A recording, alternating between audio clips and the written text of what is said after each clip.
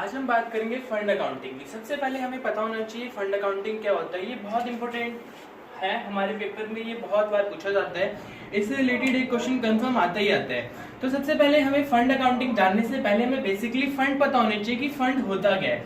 देखिए, फंड का मतलब होता है जब भी कोई एनपीओ जो होता है एक अमाउंट को रिसीव करके अलग रख देता है और वो अलग जो अमाउंट रखा हुआ है इसे स्पेसिफिक पर्पस के लिए यूज किया जाएगा, उसे हम फंड बोलते हैं। ये फंड जो होते हैं हमारे पास बेसिकली दो प्रकार के होते हैं। एक होता है हमारे पास जनरल फंड, एक होता है स्पेसिफिक फंड। जनरल फंड का मतलब होता है जिसमें किसी भी प्रकार का कोई रिस्ट्रिक्शन नहीं होता है, मतलब इसे हम किसी भी पर्पस के लिए यूज कर सकते हैं, तो उसे हम बोलेंगे ये स्पेसिफिक यानी कि जनरल फंड है। स्पेसिफिक फंड हमारा वो होता है जिसमें रिस्ट्रिक्शन होती है कि हमने बोला है कि भाई इसे इसके लिए ही यूज करना है, तो वो उसी के लिए ही यूज किया जाएगा।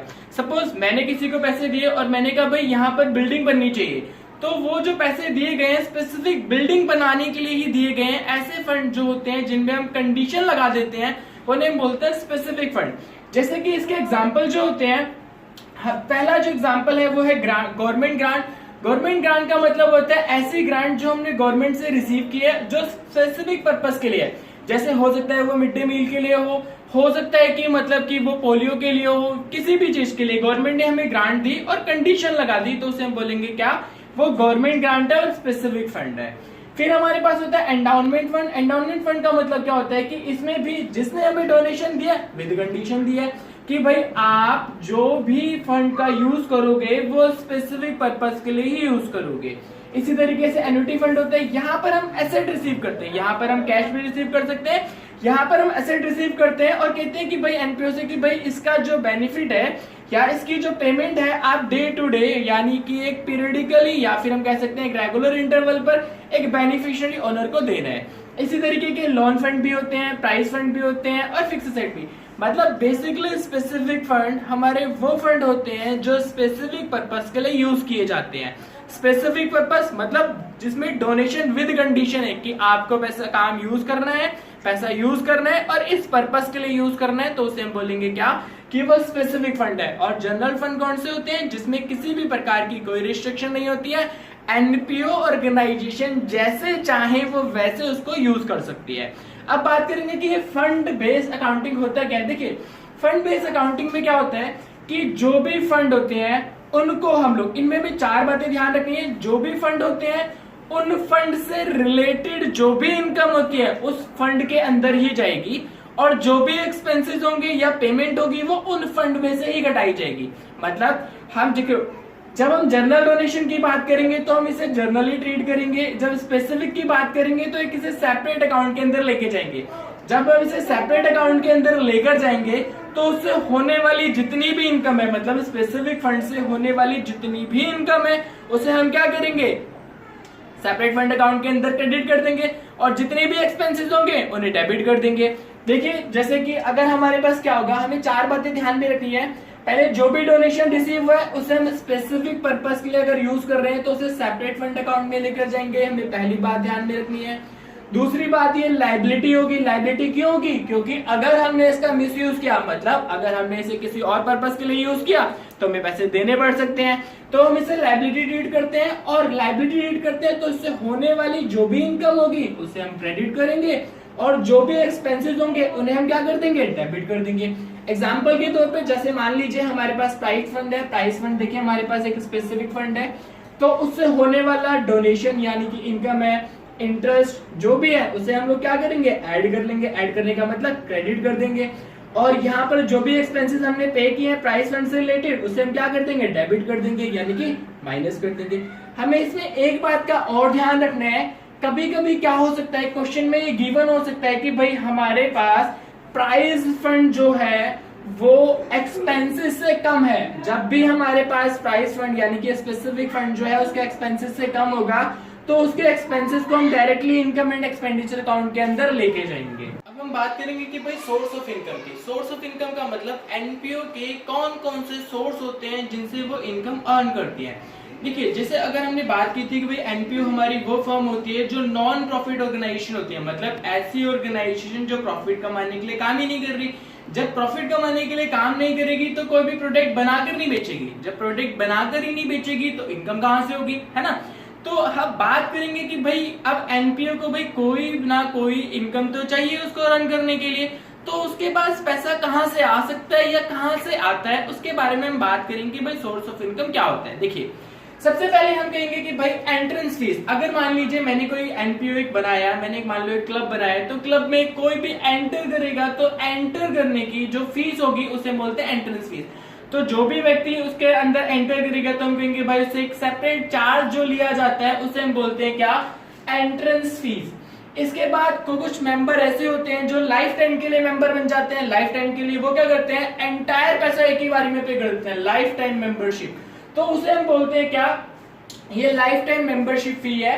इस फीस में और इस फीस में इतना सा फर्क है कि ये फीस जो होती है उसे हम रिवेन्यू रिसीप्ट ट्रीट करते हैं। रिवेन्यू रिसीप्ट ट्रीट करने का मतलब क्या है कि ये इनकम एंड एक्सपेंडिचर अकाउंट में आएगी। इनकम एंड एक्सपेंडिचर अकाउंट जब हमने पढ़ा था पिछली वीडियो में, तब हमने बात की थी कि भाई ये इनकम एंड एक्सपेंडिचर अकाउंट के अंदर आते हैं केवल और केवल रिवेन्यू रिसीप्ट्स या फिर एक्सपेंडिचर्स। और ये जो लाइफ मेंबरशिप फीस होती है, लाइफ मेंबरशिप फीस हमारी वो होती है जिसे हम क्या कर सकते हैं, रिवेन्यू रिसीप्ट ट्रीट नहीं कर सकते, हम इसे एज ए लायबिलिटी ट्रीट करते हैं, इसीलिए हम इसे कैपिटल रिसीप्ट ट्रीट करते हैं। इसका मतलब ये रिसीप्ट्स एंड पेमेंट अकाउंट के अंदर आएगी और लायबिलिटी साइड में जाएगी, किसमें, बैलेंस शीट में। इसी तरीके से स्पेशल रिसीप्ट्स भी हो सकती हैं। स्पेशल रिसीप्ट्स का मतलब क्या होता है कि स्पेशल ओकेजन पर मिलने वाली रिसीप्ट्स को हम लोग क्या बोलते हैं, स्पेशल रिसीप्ट। जैसे कि हमने एनुअल डिनर रख लिया, ठीक है, तो एनुअल डिनर के टाइम पे हमारे पास कोई स्पेशल रिसीप्ट्स आ गई तो हम बोलेंगे ये स्पेशल रिसीप्ट्स होती है। और स्पेशल रिसीप्ट के बाद हमारे पास डोनेशन भी। डोनेशन जो होता है ये मेन इनकम का सोर्स होता है, एक डोनेशन और एक सब्सक्रिप्शन। अब इसके बारे में बात करते हैं। डोनेशन जो होता है जनरल हो सकता है। अगर डोनेशन जनरल है, डोनेशन का मतलब हमने कहा कि भाई जब किसी ने पैसा डोनेट किया तो उसने नहीं बताया कि भाई पैसे का यूज क्या करना है, हम जैसे चाहे पैसा यूज कर सकते हैं, जनरल डोनेशन है। जब जनरल डोनेशन होगा तो उस कंडीशन में क्या होगा, तो उस कंडीशन में हम इसे रिवेन्यू रिसीप्ट ट्रीट करेंगे और इसे इनकम एंड एक्सपेंडिचर अकाउंट में लेकर जाएंगे। और अगर ये स्पेसिफिक है, उसने डोनेशन दिया और कहा कि नहीं भाई देखो यहाँ पर बिल्डिंग बननी चाहिए और बिल्डिंग ही बननी चाहिए, ये पैसा सिर्फ बिल्डिंग के लिए ही दिया जा रहा है आपको, तो ये उसने बताया कि भाई हमें पैसे का यूज कैसे करना है, तो इसे बोलेंगे ये स्पेशल रिसिप्ट्स है ना। जब इससे स्पेशल रिसिप्ट्स होगी तो स्पेशल रिसिप्ट्स को हम लोग इनकम एंड एक्सपेंडिचर अकाउंट में नहीं लेके जाएंगे, फिर हम इसे कैपिटल रिसिप्ट के रूप में ट्रीट करेंगे। इसी तरीके से क्या होता है कि भाई हमारे पास लेगेसी होता है। लेगेसी का मतलब क्या होता है, जब भी हम कोई भी डोनेशन जो होता है वो एक विल में मतलब कि अगर मान लीजिए भाई कोई भी मेंबर जो होता है फर्म का, वो एक विल में एंटर होता है और वो मर जाता है, मरने के बाद जो उसकी पेमेंट होती है वो एक विल के तहत फर्म को मिल जाती है। तो फर्म मतलब एनपीओ फर्म, तो फर्म को मिल जाती है तो उसे बोलते हैं वो लेगेसी होती है। और लेगेसी जनरल और स्पेसिफिक दोनों हो सकती है। अगर जनरल है तो उसे हम रिवेन्यू ट्रीट करेंगे और अगर वो स्पेसिफिक है तो उसे कैपिटल ट्रीट करेंगे। अगर वो जनरल है तो उसे इनकम एंड एक्सपेंडिचर अकाउंट में लेकर जाएंगे, अगर वो स्पेसिफिक है तो उसे रिसीप्ट्स एंड पेमेंट अकाउंट में और लायबिलिटी साइड में लेकर जाएंगे, ठीक है ना। फिर सेल ऑफ न्यूज़पेपर को सेल करने से उनको इनकम हो सकती है। सब्सक्रिप्शन, इसके बारे में हम डिटेल में भी थोड़ी देर में बात करेंगे कि ये सब्सक्रिप्शन होता क्या है। सब्सक्रिप्शन जो होता है, एक ये मेन सोर्स होता है इनकम का और एक ये मेन सोर्स होता है इनकम का। ये दोनों की दोनों जो होती है मेन सोर्स होती है किसी भी नॉन प्रॉफिट ऑर्गेनाइजेशन का इनकम का सोर्स। फिर होता है हमारे पास सेल ऑफ फिक्स असेट। अगर उनके पास कोई असेट है, फिक्स असेट है, अगर वो उसको बेच देते हैं उससे जो इनकम आती है उसे हम बोलते हैं sale of fix asset. Government grant, अभी हमने गवर्नमेंट ग्रांट के बारे में बात की थी। गवर्नमेंट हमें ग्रांट देती है, कहते हैं भाई आप ये लो पैसा और इसे एक स्पेसिफिक पर्पस के लिए यूज करना है। जैसे कि उसने कहा कि आपको मिड डे मील के लिए यूज करना है, आपको पोलियो ड्रॉप के लिए यूज करना है, वो एक स्पेसिफिक कंडीशन लगा देती है, उसके लिए दे रही है, तो वो भी इनके लिए इनकम का सोर्स होता है। और अगर हम स्पोर्ट मटेरियल की बात करें, अगर ये स्पोर्ट मटेरियल को सेल करते हैं तो इनसे भी इनको इनकम मिलती है। अब हम बात करेंगे सब्सक्रिप्शन की। सब्सक्रिप्शन एनपीओ का एक बहुत इंपॉर्टेंट टॉपिक है। इस पे कभी कभी सेपरेट क्वेश्चन आ जाता है, नहीं तो एडजस्टमेंट के साथ ये आता ही आता है। तो सबसे पहले अधिकतर इसमें कंफ्यूजन भी रहती है, तो आइए देखते हैं कितना आसान होता है सब्सक्रिप्शन को सॉल्व करना। देखिए सब्सक्रिप्शन पहले होता क्या है। सब्सक्रिप्शन क्या होता है, एक अमाउंट होता है जो पे किया जाता है मेंबरों के द्वारा पीरियडिकली। मतलब जो मेंबर होते हैं एक अमाउंट पे करते हैं पीरियडिकली, उसे हम बोलते हैं सब्सक्रिप्शन। वो सब क्यों पे करते हैं, वो पे करते हैं अपनी मेंबरशिप को अलाइव रखने के लिए। मतलब अगर कोई एनपीओ का मेंबर बना है तो मेंबर को हमेशा मेंबरशिप बनाए रखने के लिए कोई ना कोई अमाउंट पे करना होता है, और जो अमाउंट उसे पे करना होता है उसे हम बोलते हैं सब्सक्रिप्शन। सब्सक्रिप्शन का जो ट्रीटमेंट होता है वो दो में किया जाता है, रिसीप्ट्स एंड पेमेंट अकाउंट में भी और इनकम एंड एक्सपेंडिचर अकाउंट में भी। रिसीप्ट्स एंड पेमेंट अकाउंट में ये कैश बेसिस पे किया जाता है। कैश बेसिस पे मतलब क्या होता है कि भाई देखिए, जितना कैश रिसीव होगा, चाहे वो करंट ईयर से रिलेटेड हो, चाहे प्रीवियस ईयर से रिलेटेड हो, नेक्स्ट ईयर से रिलेटेड हो या नेक्स्ट टू नेक्स्ट ईयर से रिलेटेड हो, तो वो रिसीप्ट्स एंड पेमेंट अकाउंट में आएगा, रिसीप्ट साइड में मतलब डेबिट साइड में। और जब हम बात कर रहे हैं इनकम एंड एक्सपेंडिचर अकाउंट की, तो इनकम एंड एक्सपेंडिचर अकाउंट को कैश से कोई मतलब नहीं है, इसे मतलब है केवल करंट ईयर की ट्रांजैक्शन से। जब हमने इन दोनों की बात की थी तब हमने इन दोनों के बारे में पढ़ा था कि भाई ये रियल अकाउंट के बेसिस पे बनाया जाता है और ये नॉमिनल अकाउंट होता है। ये करंट ईयर की ट्रांजैक्शन पर बात करेगा, ये एक्रूअल बेसिस को फॉलो करता है, ये कैश बेसिस को फॉलो करता है। ये क्या करेगा, करंट ईयर के बेसिस पर बनाया जाएगा, इसे कोई मतलब नहीं है करंट ईयर में सब्सक्रिप्शन आया या नहीं आया, ठीक है। ये क्या करेगा, ये एडजस्टमेंट करेगा। अगर मान लो रिसीव नहीं हुआ और हमें पता था आने वाला है, तो ये क्या करेगा, उसकी एडजस्टमेंट करेगा। आइए देखते हैं कैसे करता है। देखिए, सब्सक्रिप्शन के क्वेश्चन को समझने से पहले हमें एक चीज बहुत ही ध्यान से समझनी पड़ेगी।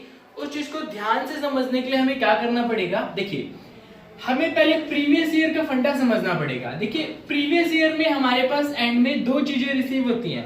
पहले मैंने कहा कि भाई प्रीवियस ईयर में मेरे को एंड में पैसा रिसीव हुआ, ठीक है, advance at and. Advance at and का मतलब क्या होता है कि ये वो पैसा है जो यहाँ पर रिसीव हुआ है लेकिन वो इस साल से रिलेटेड नहीं है ना। मतलब एडवांस जो मेरे को पैसा एंड में रिसीव हुआ है वो 2019 में रिसीव तो हो गया है, लेकिन वो रिलेटेड किससे है, नेक्स्ट ईयर से रिलेटेड है।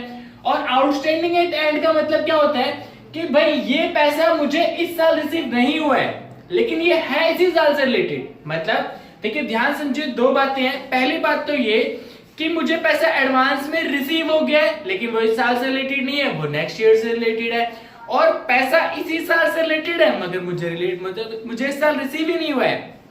तो ऐसी कंडीशन के लिए हमें इसका ट्रीटमेंट करना होता है। देखिए, ध्यान से देखेंगे, ध्यान समझेंगे।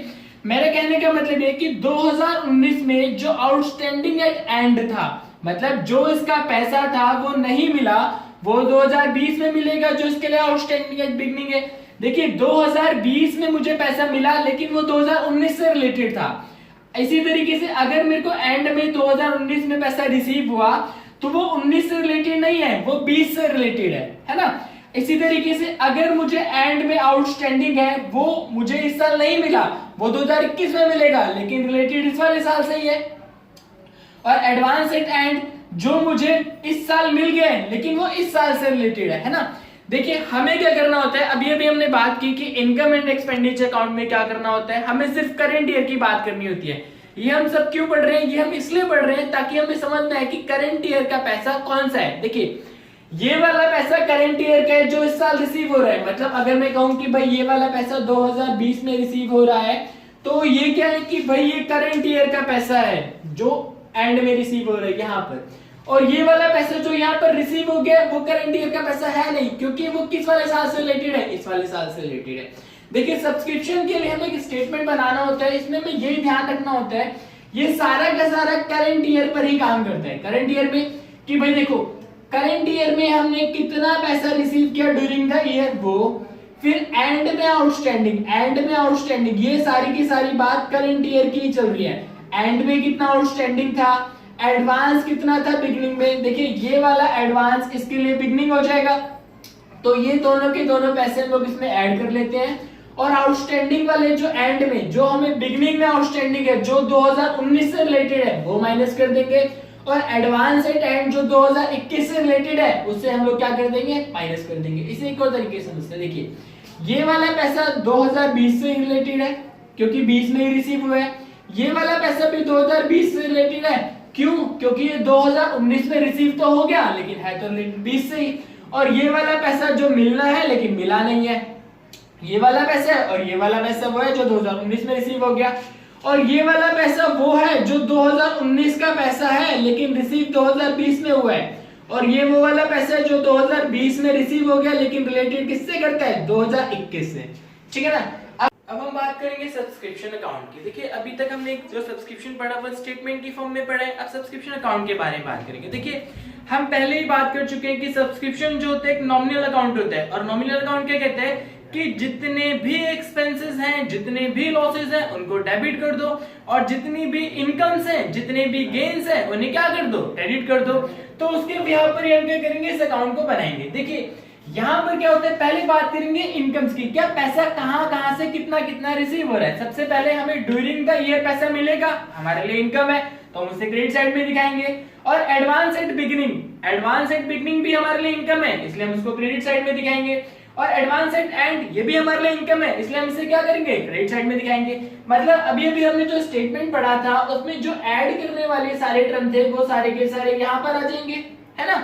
और ये वो वाले टर्म है जहां से हमें माइनस करना है। जैसे अब हमारे लिए आउटस्टैंडिंग एट बिगिनिंग जो करंट ईयर से रिलेटेड नहीं है तो उसे हम क्या करेंगे, माइनस कर देंगे। ये वाला भी पैसा आउटस्टैंडिंग एडवांस एट एंड ये भी करंट ईयर से रिलेटेड नहीं है तो इसे भी माइनस कर देंगे, क्योंकि इनकम एंड एक्सपेंडिचर अकाउंट में केवल करंट ईयर से रिलेटेड चीजें ही आती हैं। तो यहाँ पर जो स्टेटमेंट में हमने अभी लेस वाली आइटम जो थी वो यहाँ पर आ जाएंगी, और बैलेंसिंग फिगर जो निकल कर आएगा वो इनकम एंड एक्सपेंडिचर में आ जाएगा। देखिए कभी कभी क्या होता है कि हमें मेंबर भी गिवन होते हैं और उनका सब्सक्रिप्शन भी गिवन होता है। जैसे उसने कहा कि भाई हमारे पास टोटल 500 मेंबर हैं और प्रत्येक मेंबर 100 रुपए सब्सक्रिप्शन पे करता है, तो हमें इन मेंबरों को मल्टीप्लाई कर देना है किससे, सब्सक्रिप्शन के अमाउंट से। तो हमारे पास जो अमाउंट निकल कर आएगा वो होगा हमारा total subscription account, total subscription amount, और ये डायरेक्ट हम लोग क्या करेंगे, इनकम एंड एक्सपेंडिचर अकाउंट में लेके चले जाएंगे। देखिए इसमें कभी कभी ये भी आता है कि भाई आप इसे बैलेंस शीट के अंदर भी शो कीजिए। बैलेंस शीट के अंदर शो करना है तो ये भी बहुत आसान होता है। इसके लिए हमें दो चीजें ध्यान में रखनी होती है। देखिए पहले अगर कोई भी इनकम हमारे लिए एडवांस में रिसीव हो जाती है ना, अगर कोई भी इनकम एडवांस में रिसीव हो जाती है तो उसे हम लायबिलिटी ट्रीट करते हैं और उसे लायबिलिटी साइड में दिखाते हैं। और अगर कोई भी इनकम हमारे लिए आउटस्टैंडिंग होती है, ठीक है, आउटस्टैंडिंग का मतलब मिलनी है लेकिन मिली नहीं है, तो उसे हम एसेट साइड में दिखाएंगे। मतलब कहने का मतलब ये है कि अगर हमने एडवांस में सब्सक्रिप्शन रिसीव कर लिया है, अगर हमने एडवांस में सब्सक्रिप्शन रिसीव कर लिया है जो करंट ईयर से रिलेटेड नहीं है तो उसे हम लायबिलिटी साइड में दिखाएंगे। और ऐसा सब्सक्रिप्शन जो करंट ईयर से रिलेटेड है मगर अभी मिला नहीं है तो वो हमारे लिए कहां पर जाएगा, एसेट साइड में जाएगा। अगर इनकम आउटस्टैंडिंग है तो एसेट है और इनकम एडवांस में है तो लायबिलिटी है। Thank you.